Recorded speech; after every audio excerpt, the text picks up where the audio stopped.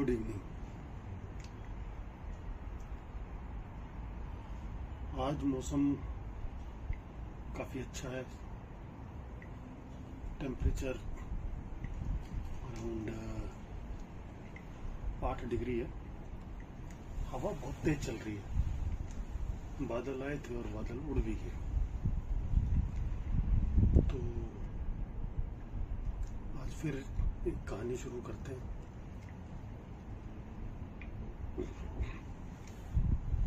कहानी बड़ी अजीब अजीब सी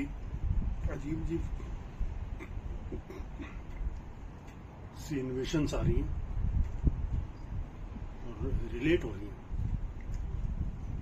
बहुत सारी चीजें जो डायरेक्शन यही है कि भाई world is a global village.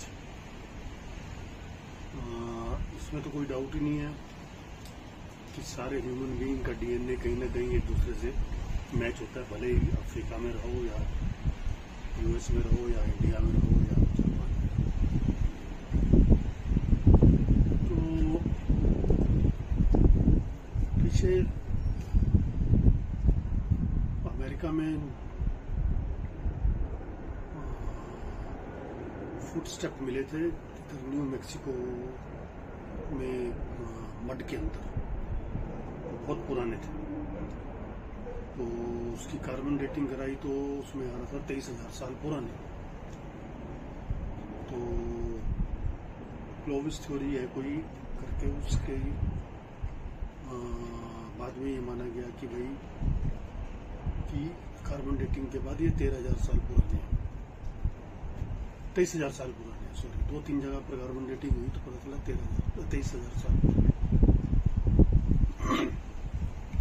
फिर एक थ्योरी और निकल के आई कि भाई 13,000 साल पहले ह्यूमंस थे यहाँ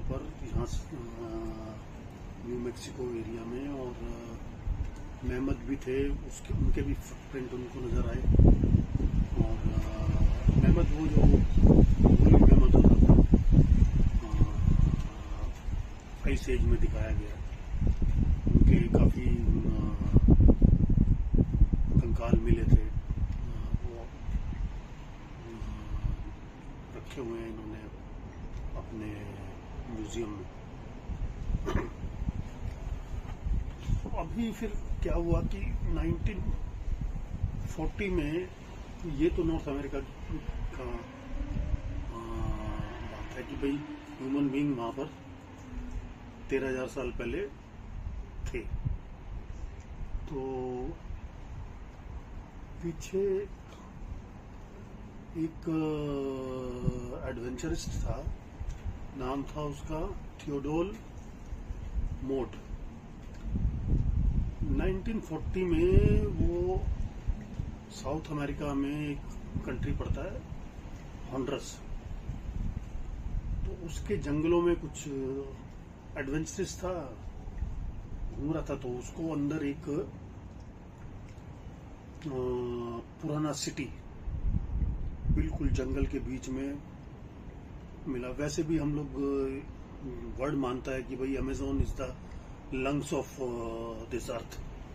तो वहां पर रेन फॉरेस्ट बड़े दबा के हैं, और ऐसे रेन फॉरेस्ट हैं कि सूरज की किरण भी नीचे तक हार्डली पहुंचती है।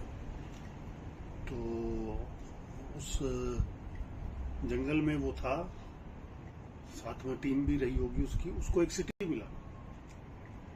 तो वो वहां से बहुत सारे पुराने बर्तन और दूसरी पिक्चरें, तो 1000 के आसपास के वो वहां से आर्कियोलॉजिकल प्रूफ्स लेके आया और वापस यूएस में आ गया। वो यूएस का था।